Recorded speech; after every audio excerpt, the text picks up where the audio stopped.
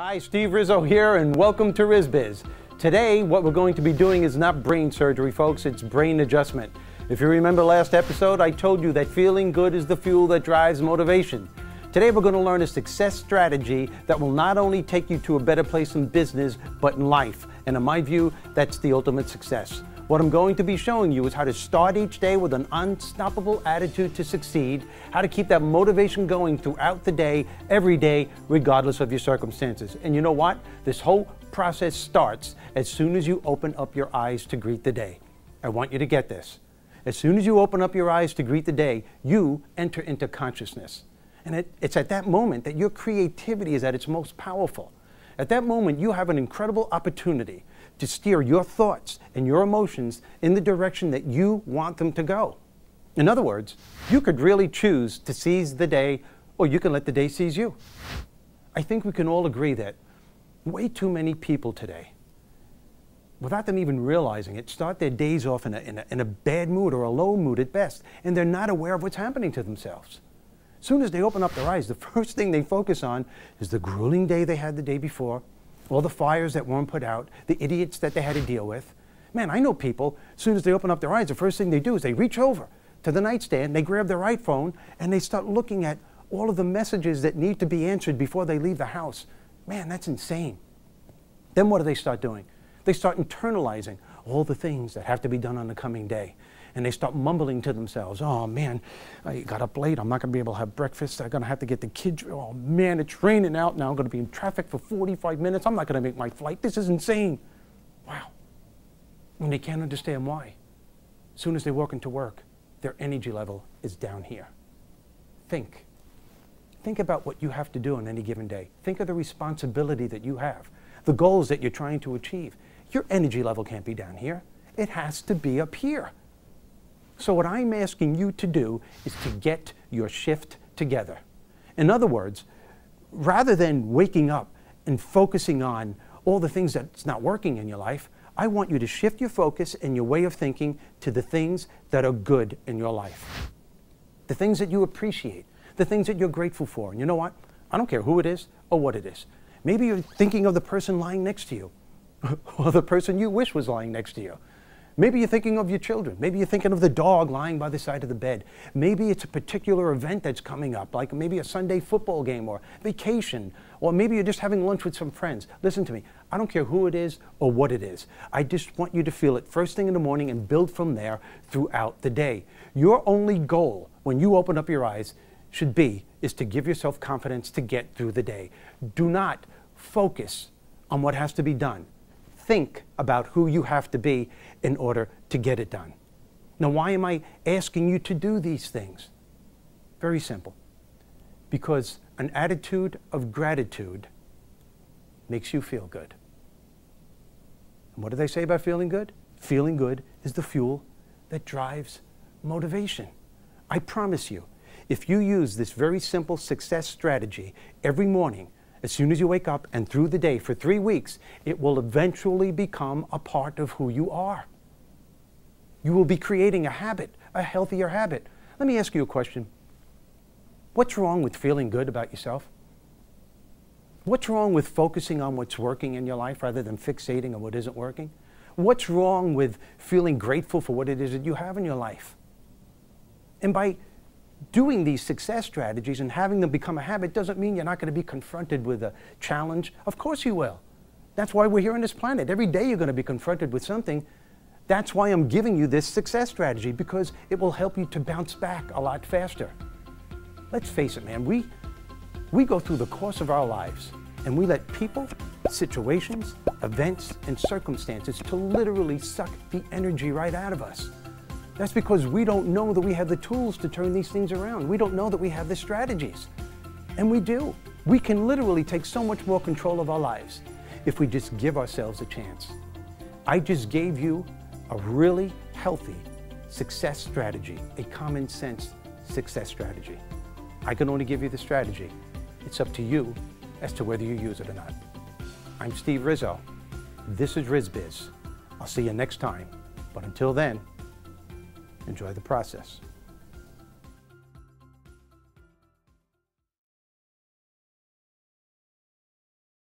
It's not what happens to us that determines how successful and how happy we're going to be. It's what we do about what happens that makes the difference. It's the choices we make. It's the thoughts that we have about the challenge that formulates the attitude and the beliefs and the feelings that we have about the challenge that makes the difference. And will you challenge yourself to enjoy yourself during the process of getting your business to where you want to go? And will you dare to find the laughter in between the tough times? The next thing that I want you to do, as soon as you have this attitude of gratitude going for you, tell yourself you're going to enjoy the day. Say it to yourself, you know what, I'm going to enjoy the day. This is going to be a good day.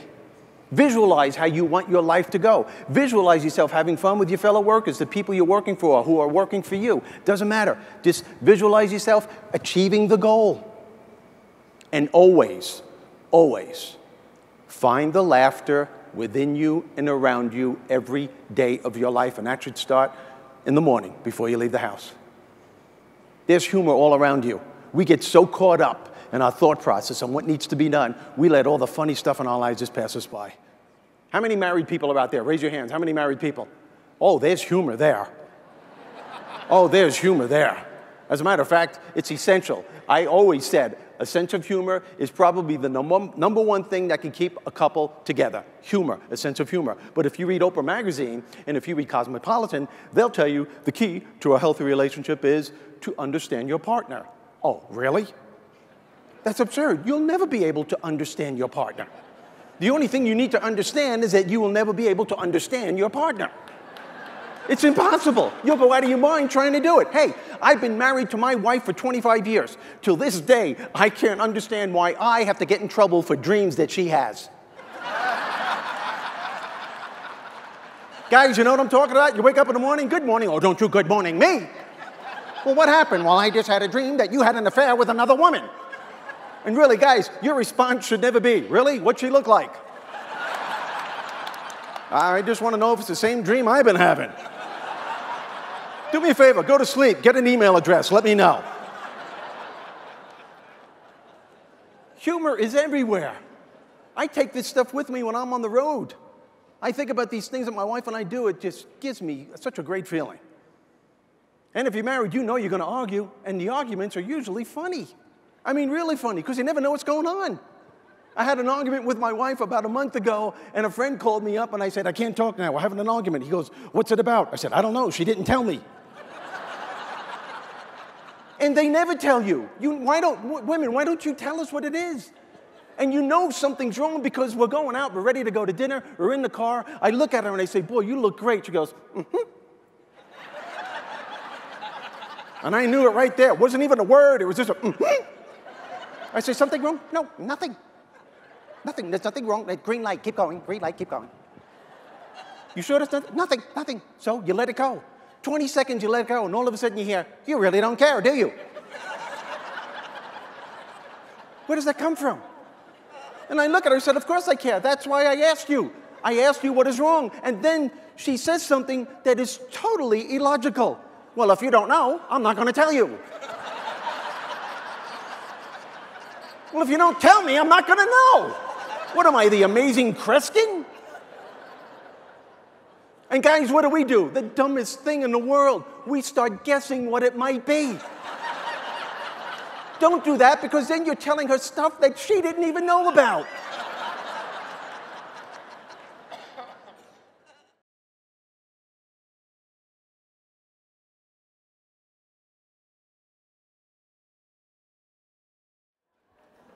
There was always laughter in my house, always. How could there not be? There were 4 children running around the house. How many people have children? Kids are the funniest people in the world. I don't care how old they are. You want to start your day in a good mood? Look at your kids. I don't care how old they are, 2 years old, preteens? Well, preteens. That's a frightening category. Oh no, folks, preteens are like old people. You tell them what to do, they walk away and they mumble. No, they do. You actually hear them going to their room going, I didn't even do nothing. What are you picking on me for? Every time something goes wrong, I got to get in trouble all the time. You know what? This place is worse than living in a prison. You're probably not my real mother and father anyway. I don't know what the heck is going on around here. And you look at them, what are you saying? Nothing.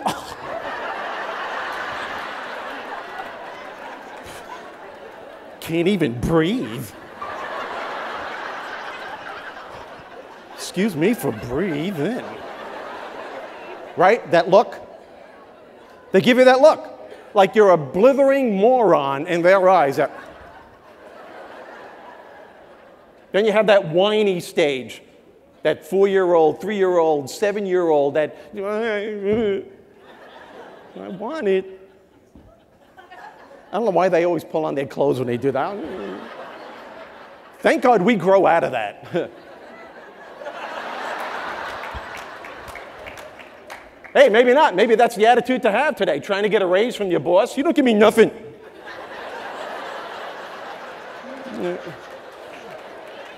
I'm serious. I'm running away from work. This place got cooties and you suck.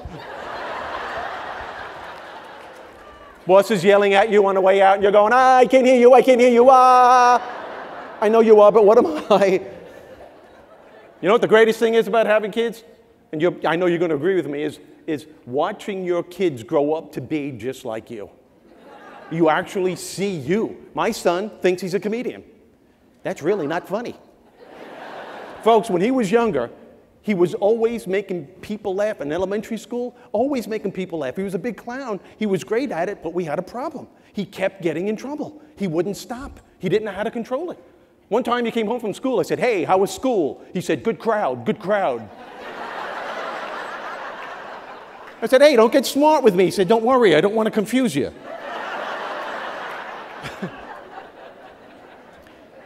He even does impressions. First day of school, the teacher said, so young man, what's your name? And he went, well, what's it to you, lady? The teacher gave me a call. Mr. Rizzo, we have a problem. Your son thinks he's Jack Nicholson. And I'm like, what the hell do you want me to do? Humor everywhere. How many pet lovers? We have pets out there? People love your pets? I have 3 labs. My wife's the dog trainer. 3 labs, a cat, and 4 exotic birds. Now, how many cat lovers are out there? See, I love cats. Cats are the coolest animals on the face of the planet. You know why? Because every cat on the planet, watch them. You'll start your day off in a great mood. Cats, I don't care where they live, have a New York attitude. Watch the way they walk. They destroy. Hey, how you doing? All right, hey.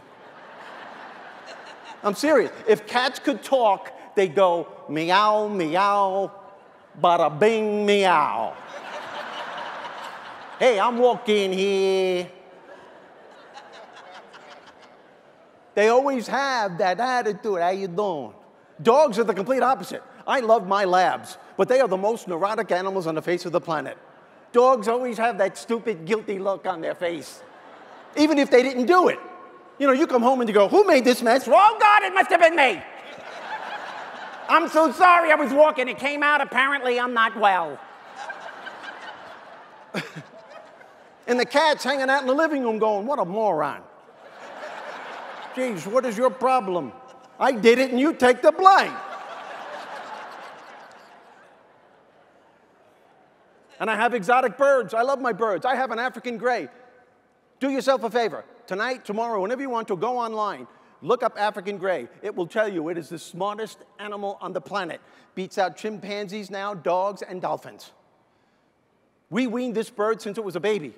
It has an incredible vocabulary. It'll talk like me to get my wife's attention. It'll talk like my wife to get my attention. Just the other day, she was on her perch in the kitchen.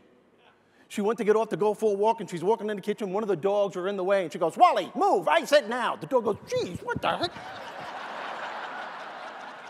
And as the dog is walking away, the bird's looking at him going, good boy, good boy.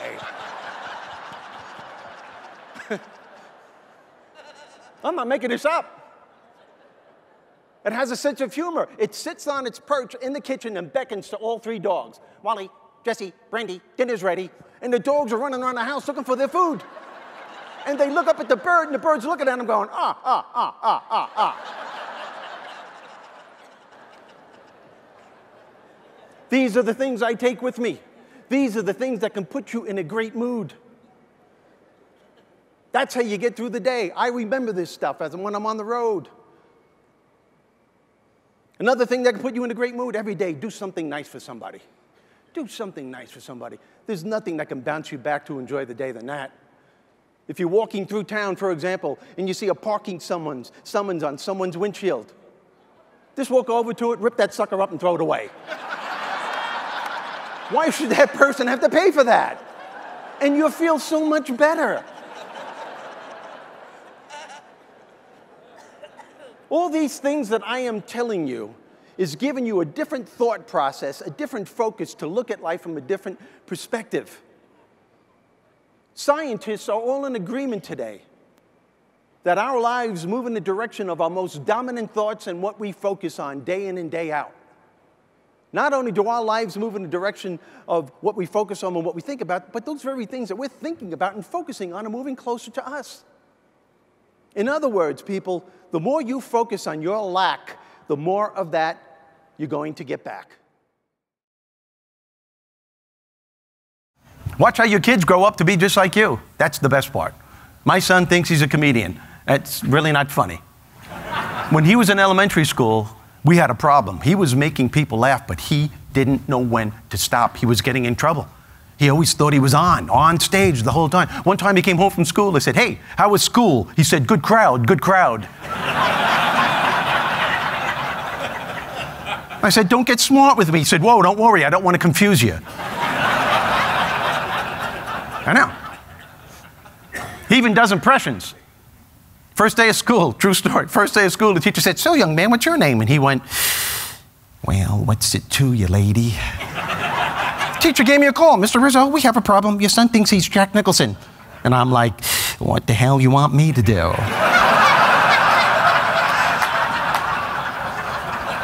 "Here's a word of advice. Don't get on his nerves." So you're laughing. If you ever wanted to know what Nicholson sounded like as a little kid, all you would have to do is just talk to my son. And if you would have talked to him when he was younger, you would have said, "Oh my God, that's a perfect Jack Nicholson. That's what Nicholson would sound like as a little kid." And years ago, I was asked to do some voiceover work for a Jack Nicholson movie that was aired on TV. Now, voiceover work means they take the movie version and they want to put it on network television. And in order to do that, they have to cut the profanity out. So they do that, but then they get someone who can do the voice and fill it in with a regular word. You've seen it. It looks stupid. You know the person's cursing, but they flub in this word. And it was good money. So for 2 weeks, I'm practicing my Jack Nicholson. I'm walking around the house, and I'm walking the dogs like Jack, and I'm cleaning the garage like Jack, and my son decides he's going to get into the act, and he started doing the same thing I'm doing. As a matter of fact, he's knocking on my door every morning for 2 weeks going, "Do, do, do. Hey, Jack, you want to go out and have some breakfast?" And, you know, and it got to the point where the whole family was getting annoyed, except for he and I. I just thought it was adorable. Until the day I took him out for his birthday. And the waitress comes by and gives him an ice cream, his dessert, and a spoon that was huge. It was a huge spoon. My son is checking this spoon out. I know he's going to say something. I just don't know when it's going to be and what it's going to be. So as the waitress is walking away, she goes, "Can I get anybody anything else?" Without missing a beat, my son goes, "You know, lady, why don't you just give me a damn shovel?"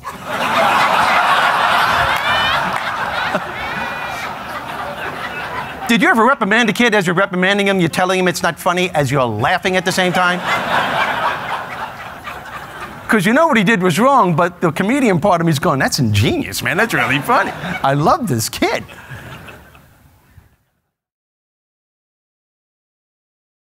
Nothing can make you feel good than the ability to laugh. Look how much better you feel that you were laughing since I've been up here. And humor is everywhere. If you say that you can't find something to laugh at when you wake up in the morning, you are not looking. Look at yourself first thing in the morning. Seriously, don't even get dressed, okay? Just look into a full-length mirror, butt crack naked, and go, "Hey, I'm ready to go." How many married people are out there? How many married people? Oh, come on, there's humor there. There's humor in marriage. Why don't we see it? Are you kidding me? As a matter of fact, I really believe that a sense of humor is a key to a healthy marriage. But if you were to read Oprah magazine or Cosmopolitan magazine, they would tell you the key to a healthy marriage is to understand your partner. Are you kidding me? Understand your partner? You will never be able to understand your partner. The only thing that you have to understand about your partner is that there are things about your partner that you will never understand. And if you could understand that, you will have a better understanding. Do you understand? You can't understand your partner. I've been married to my wife for over 28 years till this day. I cannot understand why I have to get in trouble for dreams that she has. Oh, you think it's funny, don't you? All the women are going, yeah, I know. All the guys are going, he's right. Well, you know what I'm talking about, guys, right? You wake up in the morning, you're in a great mood. Good morning. Oh, no, good morning, me.